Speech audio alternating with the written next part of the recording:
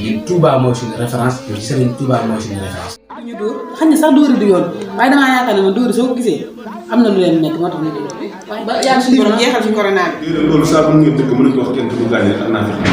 ah waaw waaw dëgg moom képp ku ñu ñax la. kon yow da nga sant kay amuñu ku ñuy sant. da nga sant seetaan ñu ngi leen nuyu di leen gërëm di leen dalal jàmm ci Kër Ñang TV tey nag ñu am mbégte ak kontaan de soit ak yéen ci débat du jour balaa ñuy commencé xanaa ñu wax leen rek ci fi nga xamante ni mën ngoon ñu fay mën a fekk seetaan ñu fa YouTube da ngeen dem ngeen bind Kër Ñang TV abonné waaye tamit ngeen dem fi nga xamante ni moom moo di Facebook j'aime suñu page Facebook bi Twitter ni ko doon am nañ fa compte ak Instagram nuyu nañ leen gërëm leen jaajëfal leen baax ci topp bi nga xamante ni yéen ñu koy topp ci Kër Ñang TV débat tey ji maa ngi tuub ci loolu ñu ngi jégg lu baax débat tey ji ñu ñëw am mbégte pour présenter leen comme wax ci lu jëm ci mbirum couvre-feu ak président Macky Sall waaye tamit li nga xam ne mooy projet de loi bi nga xam ne woote nañ ko mbirum actualité nationale internationale lu jëm ci wàllum coronavirus dañ ci dellu si corona bi nga xam ne wàññi nañ ko ci 18,5 milliards président Macky Sall moo xam ne ñu mel du ma ci wet dama ci ànd ak suñu ñaan Serigne Mame Dame ñu ngi njëkkee di ko nuyu di ko gërëm di ko dalal jàmm ci Kër Ñang TV moom Serigne Mame Dame ñu ngi leen nuyu di la dalal jàmm ci Kër Ñang TV.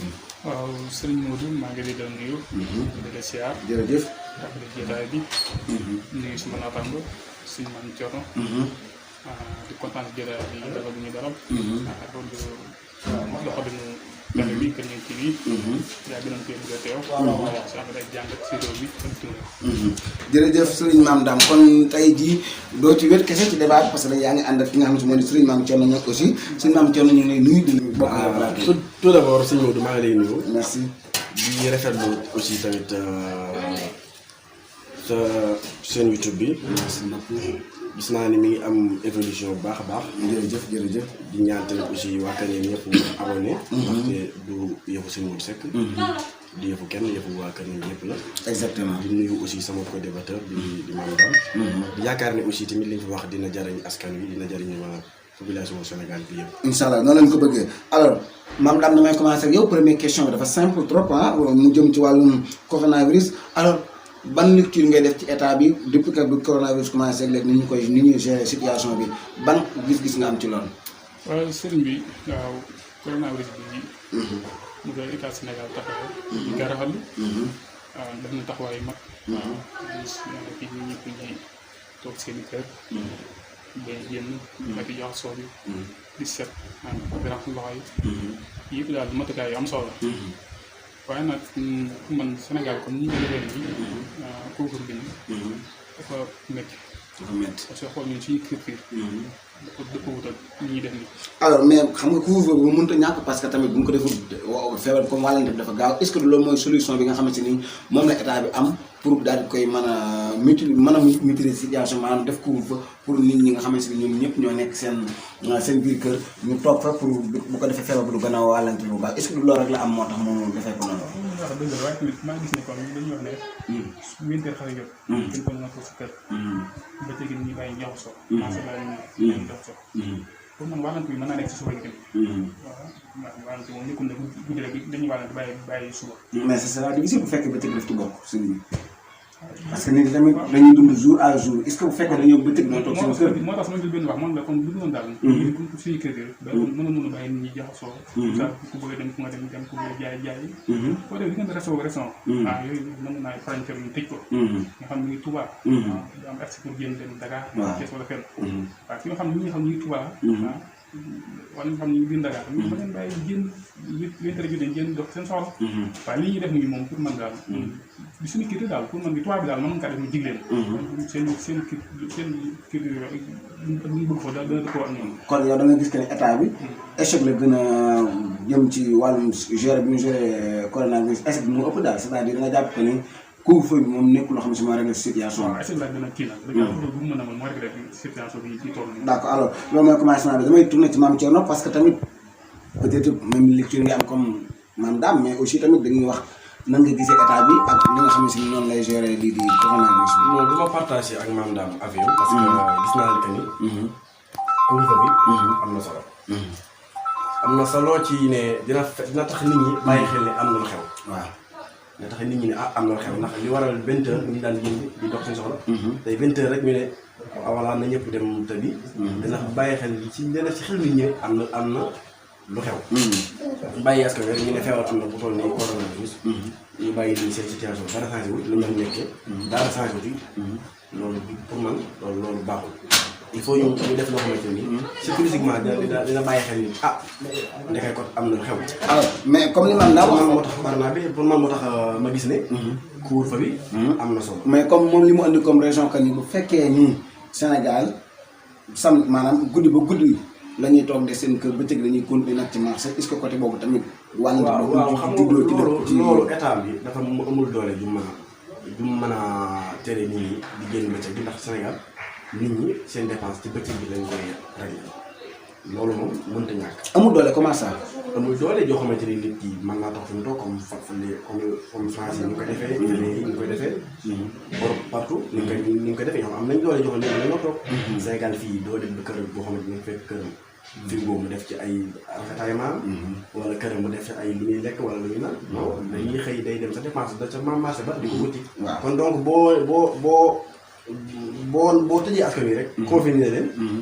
dina jafe ndax kon da nga jàpp ni duñu am lu ñu nekk. kon da nga jàpp ni couvre-feu boobu te jàpp naa aussi tamit. nit ki lépp lu muy réglé.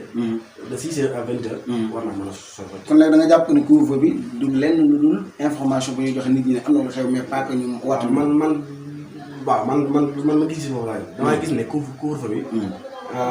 baax na ci nit ñi ndax Sénégalais yi daanaka buñ nee feebar am na rek te situation changé wul. pour man ma catastrophe mais le fait que ñu ne 20 heures. nañ ñëpp fatu. dina ne kon dëgg am na lu xew. mais malgré couvre-feu bi cas yi day gën di yokk à chaque fois cas yi dañuy ñu ngi nekk ci ay 100 nangam cas. mais par rapport ak France wala Italie. wala yeneen dëkk yi nga xamante ni Sénégal boo xoolee da ngay gis ñu naan la cas bi gën a yokku mooy biñ ne ñu am nañu 20 cas. 20 cas. mais tey gi nga tuuti wàññeeku na tey ñun suñu zone ñoo ngi ci 5 cas. 5 millions cas. lañ am. kon donc mën nañ ne cas yi moo ngi wàññeeku. tey jàkkaar naa jàpp naa ne dina gën a wàññeeku tamit. d'accord mais loolu du Sénégal kese Afrique yëpp la presque Afrique yëpp affaire yi demee foofu noonu. waaw affaire yi demee noonu parce que affaire yi xam nga Europe bu ñu fàtte ne li waral éclatement bi bokk na ci coupe d'Europe coupe Ligue des champions. bi amoon stade yi fermé wu nit ñi di dox. d'accord Sénégal amul benn jamono yooyu fi corona bi amul benn rassemblement bu am doole. bu amoon bu tax nit ñi dajaloo. d'abord. mudu bi nga xamante ne ñëwoon Touba. fekkoonte ne yàlla tere dafa ñëwoon fekkente màggalu Touba màggalu Kazu Rajab am. ci biir màggal bi mu demoon moom màggali te xamul ne affaire bi dafa waral mu joŋante nit ñu bari loolu dina indi. loolu moo yokk loolu dina yokk kii bi. d'accord mais li waral feebar bi demul doole noonu. Sénégal amul ay événement yu jamono yi amul ay événement yoo xam ne dina am ay rassemblement yu bëree bëri. ok danañ ci dellusiwaat Mame Thierno alors Mame Dame dama ñëw ci yow gis nañ li nga xam ne si président Macky Sall wàññi na courant bi maanaam jàppale na Sénégalais yi ñu fay seen ay facture lu toll ak 18,5 milliards ban analyse ngay def ci loolu alors que ñu ngi génnee ci wàllum wàññi yokku courant bi ñu ci décembre bi ñu ne dañuy yokk courant bi ñu ñëw tey ñu ngi ci Afrique ñu ne dañuy wàññi courant bi jàppale Sénégal ñu fay seen facture à cause du coronavirus ban lecture ngay def ci loolu. lecture bi ma def ci loolu moom maa ngi rafetlu loolu. bu ñu ci tolloon daanaka bëri seen activité dafa taxaw. waaw kon nag su gouvernement jëlee ne day wàññi courant bi loolu moom képp ci Sénégal la ñu koy compte. waaye nag li ñu si xaw a jàpp mooy comme ni ko waxee. yaa ngi ne yow courant ni ñu koy yokk. waaw Sénégal su ma ko xaalis bëri da nga ñëwaat ne damay wàññi courant. damay courant bi dama koy may daal. jàppale ni di ko wàññi fay seen ay facture. loolu daal damay xaw a jaaxal daal. ci ban côté noonu. ban côté bi may jaaxalee comme donc Sénégal bu ñu wax ne doo ñàkk xaalis léegi fan la ñuy jëlee li ñu fay léegi nit ñi seen facture. mais ci caisse état la jógee président moo ko joxe carrément loolu ci li mu wax. waaw comme que caisse état la jógee pour man kon facture yi ñu doon yokkoon léegi. jamono jooju moo tax jëlee si caisse état jàppale si askan wi. mu gënoon doon yokk courant pour man. yokk ñu doon yokk boobu moo tax jëlee comme ni mu def nii.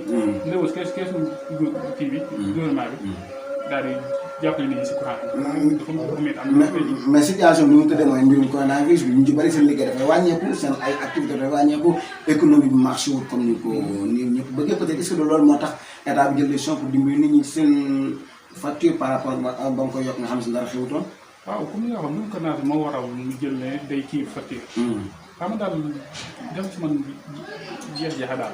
mu ne damaa yokk courant tey ñëw ne ma wàññi facture bi maanaam te sax ma dégg ñu ne sax. facture bi ñëpp la ñu wàññi. waaw ma dégg ñu ne dañu facture yi am na ñoo xam ne ku la fay tolloo 100 000 francs ñu ngi sa wàññi 10 000 ñu mel noonu pour man su dee wàññi ba jéem a yegg pour ñëpp lañ war a yem. mais est-ce que tamit ndax ñëpp la seen activité taxaw. mais est-ce que tamit du difficile. bu fekkee da nga bëgg a wàññi ñëpp courant. parce que tamit ku ne xam na ni Sénégal néew doole ñoo ëpp doole mais ñi nga xam dañuy liggéey ci courant ñooñu bu leen bëggee fayal seen courant ñu fay ay 500 000 di fay ay 400 000 di fay ay 200 000 ñooñu bu leen état bëggee fayal courant bi day difficile ci état est-ce que état tamit du xool néew doole yi nga xamante ne ñoom ay facture 15 000 la nga am 20 000 25 000 mu dimbali leen mais bu fekkee ñi nga xam seen activité lépp ci courant la yëngu mais ñëpp bu leen bëggee fayal day métti ci état lool. waaw lu dëgg loolu li nga xam moom c'est d'accord ndax ñi nga xam ne ñëpp doole leen nangu naa nga ñëwoon suñu facture courant nguur gi gàddu leen ko waaye comme ñi nga xam ne bi nga wax ne sa activité bi daa nekk si courant bëri ñoo xam ne seen liggéey jàpp ñu taxaw na li war a seen activité bi daan kii si courant tamit ñu daan liggéey si courant tamit di am ñu koy fay waaye ci bëri ñoom di si ëpp si ñoom soo xool seen liggéey tey na marché di nekk noonu daal moom daal pour mu daal su dee kii daal nan boole dëgg sax ñi nga xam ne man am ñu liggéey am ñu fay courant ñooñu pour man sax dëgg la mën na wàññi courant bi si ñoom waaye man leen bañ a fay rek waaye leen gën a wàññi daal mel ne ko wàññi loolu ñu doole ji ñoo xam ne tey ji seen loxo bi suñu ginnaaw ñoo xam daanaka oto bi na neew daal dem si dum te dawal oto bu seen mais duñ fay seen courant mais pour man ñooñu mën leen wàññi jéggi leen mais aussi bul fàtte maam daam ko ne baril pétrole actuellement dafa yokk à cause de coronavirus bi kon pétrole dafay gën a cher te ku ne xam ne pétrole moom mooy doxal courant bi alors bu fekkee état dafa bëgg jënd pétrole ba pare bëgg a fay nit ñi seen ay facture day difficile ci li nga xam ne moom moo di ni état bi doxal surtout Sénégal. waaw loolu dëgg la moom moo tax ma la ko daal ni nga ko waxee rek comme nit doole daal na mun naa ma d'accord naa ñu wàññi leen waxuma sa wàññi leen nit doole moom ñu leen jiital seen facture gouvernement fay leen waaw ko defee ñi nga xam ne am na doole ñu fay leen seen bopp pour man jiital génn wàll mais discrimination mën na am foofu parce que ñoo duñ ci gis seen bopp tamit ñoom waaw déedéet waaye xam nga bokku na dañ la bañ a ki am doole ko amul doole xam nga jël kii man sama naataal bi ma toogal moom nga bëgg a tëkkalee nga xam moom daanaka liggéey demewul exactement bu mën a mu yem si facture donc nga xam ne yegg bi si dund gi ci dund gi maanaam comme ci ban côté waaye ceeb bi suukar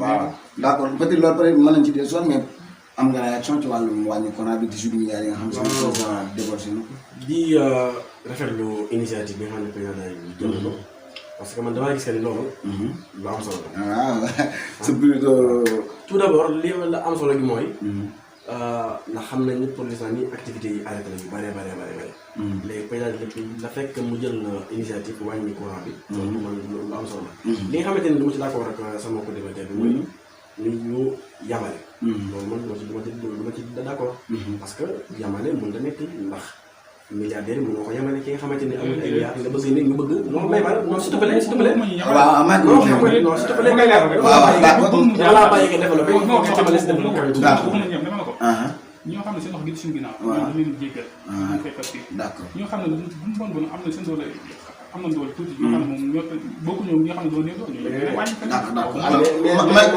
mais li waral loolu mënta nekk ñu jéggal facture yi loolu Sénégal kon xam ne dafa am problème exactement ba loolu war a sax président de la République wax que ni dañuy yokk facture bi ci ñi nga xamante ne ni li ñuy consommé dafa bari wàññi ko ci ñi nga xamante ni ñuy consommé dafa néew kon déjà buñ naree annuler facture yi ñu ngi duñ fay loolu catastrophe mais 1000 milliards yi ñuy génne coronavirus bi xanaa doon lépp ay masques lañ ko jëndee aussi seen milliards yooyu jëlee ñëpp ay masques ndax maa ngi dégg tamit aussi ci biir waxam mu ne milliards yi maam mu ne xam nga président mu ne entreprise yi nga xam ne dañuy consommer courant bari kon ñoom it fu ñu jëlee dañu fay seen ay salaire ma ko xamal ne que président de la République moom it aussi jël na 100 milliards yoo xamante ni dafay jàppale entreprise yi nga xamante ni dañoo yëg affaire bi nga xamante ni affaire bi da leen a laal président de la République 100 milliards mais maam Thierno est-ce que mën nga expliquer suñu ay téléspectateurs ni leen 1000 milliards yi nga xamante ni moom la état bi dégagé pour coronavirus bu ko jàppalewul askan wi fan la koy dugal te jàppale askan wi ci fay courant ci la bokk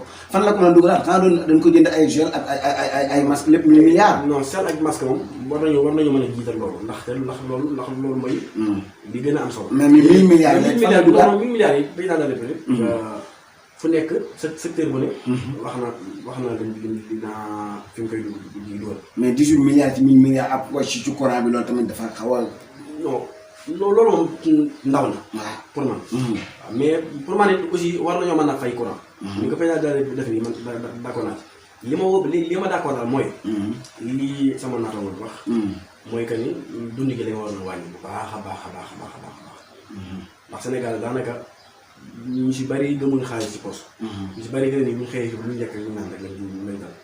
waaw bu ñu wàññiwoon dund gi loolu d'accord naa ci moom 100% dañoo war na wàññi dund gi bu baax a baax. waaw léegi 1000 milliards buñ ci wàññiwul dund gi fayuñ ci courant léegi fan lay dugg à la limite. bu ñu wàññiwoon buñ ci wàññiwul dund gi fayuñ ci courant bi. fan lay dugg à la limite xanaa doon nit da nga ko jox ay entreprise. waaw loolu li ma gis waaw loolu moom d'accord ma seeg d'accord ci ak président bi parce que daanaka boo xoolee. entreprise yi bu affaire bi impacté bari na loolu gaa. askan wi nga xamante ne nii aussi tey li président de la République jël aussi boolewul ci Sénégalais yi nga xamante ne nii. comme ni ko suñu mandat waxee. ñi nga xamante ne ay chauffeur taxi lañ ñu ay certificat nga xam ne. mooy secteur informel bi informel bi. te ñoo ëpp ci Sénégalais aussi. dafa mel ni xalaatu leen ndaxte boo xoolee. ñi nga xamante ne président bi dégaatal yaakaar naa su ma duggoon 64 milliards xaw ma. bëgguma joxe chiffre yoo xamante ni. maîtriser wu ko d'accord ko mais. dégagé na xaalis boo xam ne nii ci da koy jàppale néew doole kii bi néew bi doole yi. te loolu ñoo ngi ci boole rek ñi nga xamante ni bokk nañ ci bourse sécurité yi familiale mais ñoo lay wax ne ñi nga xamante ni ñoo yooyu ñooñu lañuy jël ci leen ci daañu am nañ ñeneen waaye dafa am ñoo xamante ni Sénégal bu ñu xëyee suba ñoom dañuy wuti dépense ñoom am nañ moyen bu ñu xëyee wuti dépense ñooñu te buñ tëjee bunt yi dootu amati moyen bu ñu wutee dépense ma bëgg a lancer am na benn concept de fa pour mu bàyyi xel ñoom ñi nga xamante ne ñoom affaire bi si secteur secteur informel bi lañ bokk loolu dañuy war naa bàyyi xel d'accord dañuy déclenché waxtu parce que suñu temps bariwul mais maam daam duñu tëj te waxuñu ci li nga xam ne si mooy jëm peut-être ñaari ponk moo ñu dese mooy couvre bi nga xam ne yokk nañ ko ak lu jëm ci wàllum projet de loi bi nga xam si ne wàcc nañ ko alors couvre bi yokkaat nañ ko 1 mois c'est-à-dire danañu fekk ci biir koor gi est-ce que jàppoo ni couvre total duñ ca yegg si c'est-à-dire comme yokkaat nañ ko cas yi gën di continuer yokk est-ce que doo jàppoo ni danañ yokk ci benn confinement danañ dugg ci benn confinement total boo xam ne si maanaam xëy bëccëg gi ak suba gi ak ngoon gi ak guddi gi lépp ñu koy toog nekk suñu kër. waaw loolu moom mën na faa yegg nag ndax ci li muy doxee nii saa su dégg yaa fi ñu tey gis kaa tey nga nekk 5 mën na faa yegg. buñ ci yeggee ban impact la def ci réew mi. loolu nag su ma yeggee nu baax si réew mi. Sénégal mënuñu xëy suba kenn ku ne toog si kër. nga doo génn. am na fu ñu tey jii dugg marché. am na ñu def seen njaboot. nga bëgg duñ génn. est-ce que jar na ko tamit ñu àgg foofu. pour man loolu tax dem ba yegg ko pour du ko jaar. alors que c'est préféré ñun ñëpp am coronavirus faatu moo gën ñu toog suñu kër. déedéet lu gënul sax de. waaye maa xam ne tey jii yow fekkee boobu gouvernement mën naa gàddu askan wi yor leen. kenn ku ne war a dundee moom maa fekk dossier jox la ko. gannaaw nan def noonu parce que leen mënu loolu mënu si dugg su ko defee dans loolu mu bëri.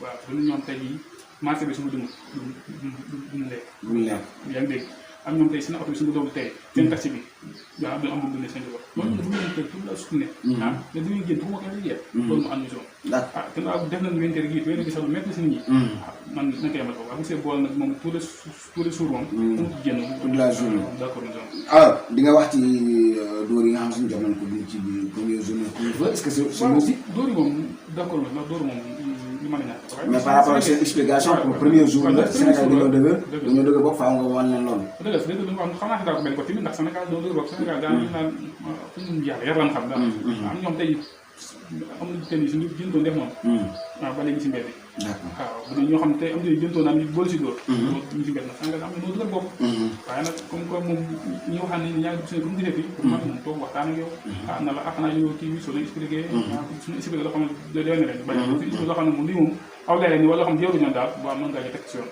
mu gën dóor yàlla mën na noo fay lépp na si ñu say dóor d'accord alors confinement total bi confinement total bi de góoma ne mën na nekk vraiment ko xam suñu réew mi ñu ngi leen di doxee. 1000 milliards foog Sénégalais mën nañu ci dund ñaari weer. mën na nekk Sénégalais yan moyen nga am. 1000 milliards yi état bi négocié bu ko defoon ci askan mën nañu ci dund ñaari weer. mën nañu cee dund ñaari weer mais ban moyen lañu am ba fekk Sénégal ba ne ñu jox la loolee. mais transfert d'argent yaa ngi fi lépp simple na sa àdduna bi tollatul foo xam ne dañuy fekk kenn ku ne sa kaw jox la xaalis. mais boo defee transfert d'argent. léegi fan ngay jëlee loolee soo biir wax dama laa waxoon ne Sénégalais xamuñu jël ay rafetaillement di ko def ci seen i kër loolu ci sëriñ si rek la am. mooy dem sa kër fekk fa magasin bu am ceeb am diwlin kër yi sax dañ koy am. lépp duñ ko manqué. mais dañ ñoo xam ne bu ñu xëy suba dañuy dem duggi marché léegi boo nee bëggee tëj loolu moom mooy gën a pire sax ko corona. waaw parce que mooy gën a pire sax corona loolu mënut a nekk. ñi am solo kay mooy ñaan yàlla bañ a àgg foofu. bañ a yegg foofu. mais Sénégal moom attunu doo kii. loolu confinement total c'est impossible. Sénégal attuna ko nañu ñaan yàlla kay. kaa yi wàññeeku bañ a agsi ay confinement total parce que loolu mënut a nekk askan suñu Sénégal asuñu ko nañu wax dëgg. d'accord alors projet de loi bi nga xam ne président Macky Sall moom bokkuma ci couvre-feu bi da nga non allez-y maa ngi jégalu ci loolu. le couvre-feu bi man ni naa ni dóor yi ñuy dóor d'accord naa ci mais d'accord man nag ñoom police yi seen biir ñuy filmer di wane ni dinañ def loolu abus de pouvoir loolu baaxul loolu dañ ko war a interdire loolu dañ ko war a aaye di photo ay nit naan voilà xoolal demal tali yeeg yooyu di ñaawal nit ñi loolu je suis pas d'accord loolu man d'accord ma ci qui est responsable état bi moo war a jël ay responsabilité wax ñi koy def ñu arrêté ko ba tey waxuñ ci dara de ba tey waxuñ dégguma benn dégguma ministre de l'Intérieur def ci déclaration ci loolu ministre de la justice di doon nit kii di ko filmer di ko toroxal loolu ci ñeneen lañ ko surtout mais pas si ay homme de tenue quand même loolu moom je suis pas d'accord dóor yi moom d'accord naa ci ndaxte boo xoolee dóor yi wàññi na lu bari premier jour tamit mu doon suuri boo xoolee wàññi ñi kenn deftu ko ku ñamal liif kooku di nga xam ne lii voilà mais tey di nga xam ne ñi caaxaan ndax Sénégal yi fi ne nii li muy jël mbir aussi bañu Sénégal yi dañoo siréwul alors léegi premier dernier point bi ñuy waxtaanee man daal ci yow laay ñëw projet de loi bi jàll na Assemblée nationale gouverné par ordonnance situation bi gën na compliqué parce que tamit à partir de maintenant président Macky Sall mën na signer n'importe quel décret boo xam ne suñu jël muy jaar Assemblée nationale ban gis-gis nga am ci projet de loi bi nga xam ne alors que d'ailleurs opposition yi ci bëri dañ ci d'accord ci ñoom. man nag notamment Ousmane Sonko. waaw man nag moom bu nga déggee gars yi dama leen ni am point yi nekk si biir yu bëri yoo xam ne ñuy xamul. comme yan point. waaw ma koy dégg si kii rek. waaw information yi moo tax daanaka moom lu mu sawar a wax sax. yëkkat loxo na ko moom. waaw fekkee kii bi doon na par ordonnance moom xëy na mën nga demee pour kii boobu am naa si. waaw comme yenn point yi ñu si biir nag te ñu xamul ko moom sama daal moom da cee leeral. ba gën a def bopp askan wi. moo gën ni woote loo xam tey jii fesu wala dëkk bi gën lu wax foo Sénégal xamul ko mën naa ñàkk daal waaw. ma sama daal lépp mu mën a doon daal leeraloon askan man xam ko bu baax a baax. pour ma moo gënoon jëyee dem def seen projet de loi tëdd leen ñaax. mais est-ce que situation oblige tamit coronavirus moo ko permettre le président moom mën ko def. waaw moo tax man la bu fekkee wàllum bu nga waxee ne comme kii bi. ànd naa si quoi bu leen porte ordonnance. foofu nga jëlee moom. waaw pour président bu ngay jënd xaalis mën a jëlee yooyu. waaw génn ci ni mu gën a gaawee quoi. fekk foofu la mu d'accord naa ko. waaye yéen ñi def moom loolu da ngay ragal mu am ay décisions politiques yu ci laay. loolu laa xaw a ragal daal. yooyu tamit maa ngi dégg yenn si am politique yi di ko wax. mos nañu daal gouvernement bi leer laa loolu baax a baax. d'accord alors yow daal ay leeral nga sax ci loolu. voilà gis am nga xalaat ci. man de gouvernement par ordonnance man d'accord ci. ah bon waaw man dama ko parce que ku xam suñu réew yi. ñuy doxee ñu africain yi xam ne maanaam luubal alal askan wi dañoo yomb. nga jël ñuy def gouvernement par ordonnance loolu catastrophe la si ñun. ah bon oui parce que boo xoolee yaa ngi dégg ci gouvernement ñaan ay 94 milliards par ci. exactement 6 milliards par ça. loolu lépp ñu àndaloo lépp ñu ne président de la République na gouverner par ordonnance loolu d'accord ma ci tey. d'accord ma ci ëllëg. mais coronavirus nag moo ñu coronavirus mais mën nañoo trouver yeneen i ay méthodes bi pas pour def gouvernement par ordonnance man loolu d'accord ma ci. yenn méthode comme ça comme. yenn méthode bi mooy mën nañoo jox. mën nañu daal ñoom seen biir maîtrise wu ma affaire yi. baax moo tax bëgguma cee xóot ndax tey parce que rajo sax da bëgg maa wax. génn lu may xeet. lu may wax xam ne waaye en tout cas ni ma gisee spécialité ñu waxee. xam naa daal gouverner par ordonnance man d'accord na ci. boo yeneen déwén sax Europe mën na d'accord mais Afrique gii moom. am ay réalités yu am. sàcc dafay am triant dafay am loolu nag il faut yaa koy nangu. jox paysan rek ne ko waa xay askan waay nii gouverner defal lu la neex alors. fekkoon sax li affaire dina am certification. waaye gouvernement par ordonnance man di ma ko dégg mooy gouvernement defal ci bal. kon da ngaa jàpp que ne gouvernement par ordonnance moom dafay luubal xaalis réew mi da ciy am. man na ci am.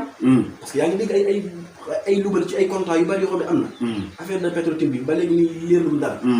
yeneen ak yeneen am ci dëkk bi. ñu ko jox président bi ne gouvernement par yi non c'est pas d'accord. alors mën nañoo rek nag. mais moyen bu ne mën nañu ko def. waaye gouvernement par ordonnance bi moom. pour ma yaakaar naa moo nekkoon dernière solution. léegi ban moyen la président Macky mën a trouver ci situation yoon coronavirus mi ngi ñëw daal di indi nekk. moyen bi boo xam ne moyen bi moom man du ma ci dugg parce que président de la République am na ay xelal ñu koy xelal. du ñàkk ñu xelal ko du ñàkk dañoo ko xelalee mais. mën naa nekk de gouvernement par ordonnance mais man suñu réew mi ñuy doxee. réalité yi moo tax damaa tiit. mais loolu ci ban côté ministre wala côté président. côté yëpp rek côté yëpp. mais président moo jël décision yëpp en tout cas. président moo jël décision yëpp président boo xam ne mooy buur boo xam ne fi mu nii daanaka mooy président assemblée nationale. mooy président de la république. mooy ministre boobu waaw mooy président. incroyable ça. président de la république moo fi am c'est la réalité.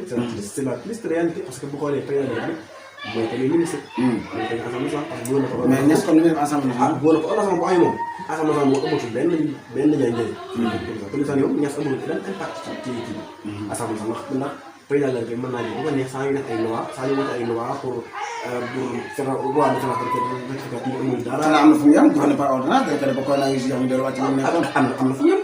léegi ku nekk day continuer. man nag man lecture nga rek ci manque d'information yi Sénégalais yi par rapport ak projet de loi bi amul kenn amul ci lu ko leer daanaka yëf yi dafa xaw a kii nit ñi dañoo concentré wu ci coronavirus bu leerul nit ñi exactement mooy loolu. waaw moo tax. xees bi la wala.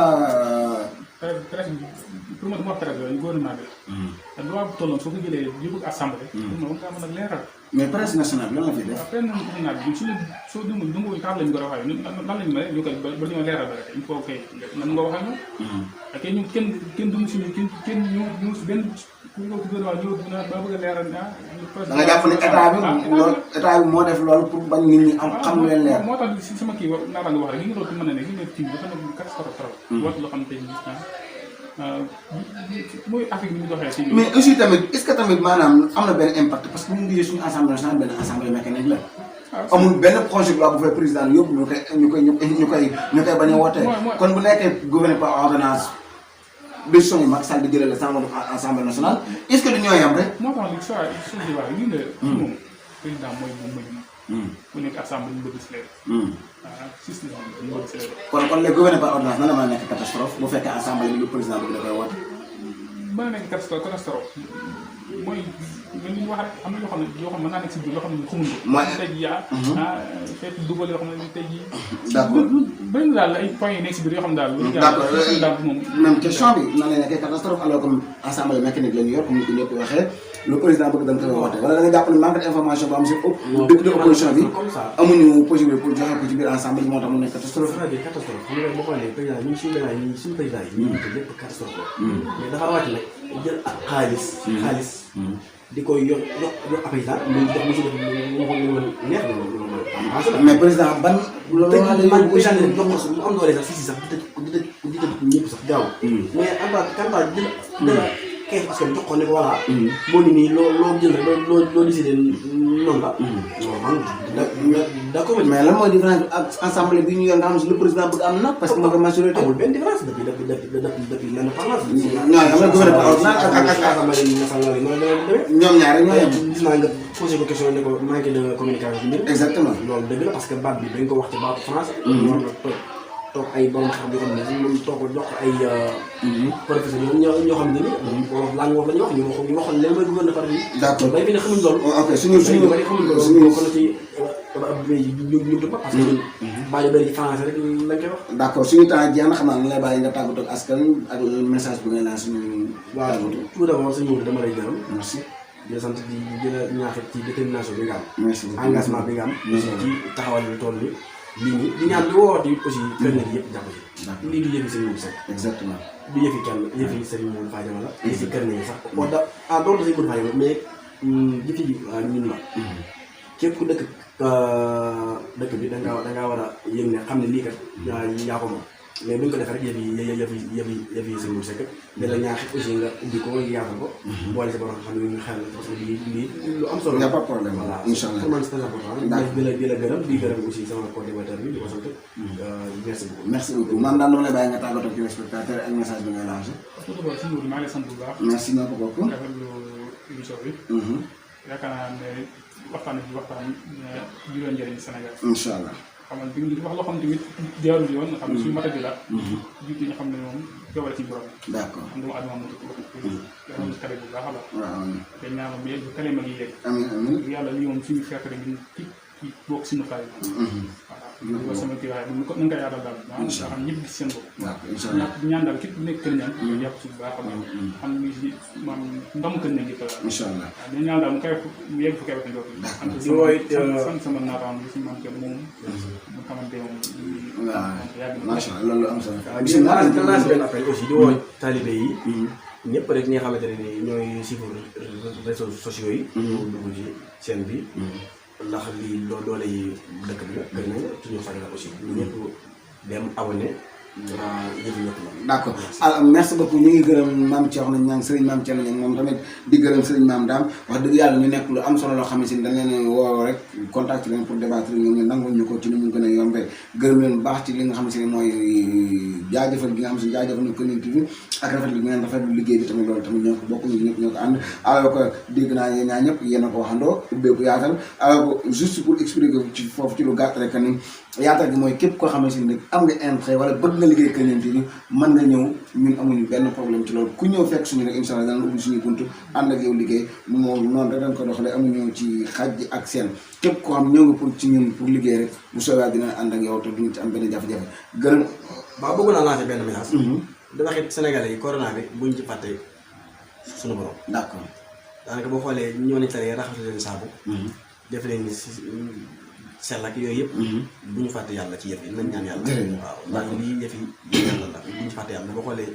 ñu doxalee yàlla dañu mel ni yëf yi dañuy fàtte yàlla daal. macha allah waaw yàlla suñu borom lu am solo la nañ tuub dellu sa yàlla. am na solo trop jërëjëf Serigne Mame Thierno Niang jërëjëf Serigne Mame Dame gërëm leen sant leen téléspectateurs yi nga xam ne ak suñu internet yi nga xam ne yéen ñuy seetaan ci Kër TV di sem suñu page Facebook bi ak di abonné suñu compte Instagram ak Twitter bi di leen wax ngeen gën a continuer dañuy suivre diñu topp ci li nga xam ne mooy réseaux sociaux yi te xam ne li dàq mi ngi ñëw seen débat aujourd'hui la woon ànd ak Serigne Modou Seck ak suñu ñaari invité yi nga xam ne di Mame Dame ak Serigne Mame Thierno Niang gërëm leen sant leen baax doo xam ne dig daje ba ñëw incha allah jërë ngeen jëf Kër TV mbokk yi saa bu ngeen dëkk mën nañu wax kenn ku gaañee ak naa fi avant waaw dëkk moom képp kuñ ko ñaf rek xam ne sax dóori du yoon waaye damaa yaakaar ne man dóori sax jaxasoo beeg dajaloo bi ba jaar suñu borom jeexal fi est-ce que nga nekk à l'aise boo gisee président yi fi jot jaar yëpp defoon loolu yow nga ñu référence Touba mooy suñu référence Serigne Touba mooy suñu référence